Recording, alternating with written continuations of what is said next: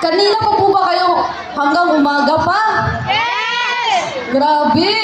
Busog na busog kayo sa mga artista ngayon Oh!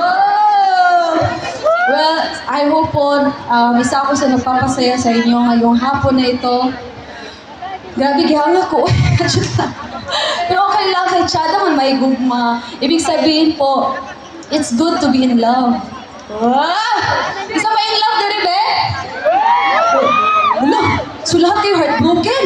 Parang tatlo lang yung narinig ko na in love. Bitaw, oy. Meron pa akong next song. Wait lang. Gihanga ko.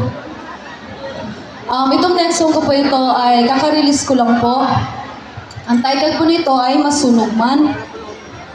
Pero may narinig ako, gusto nila ang makabugera daw. Kaso hindi ko alam kung nag-prepare po ba sila ng song ang makabugera.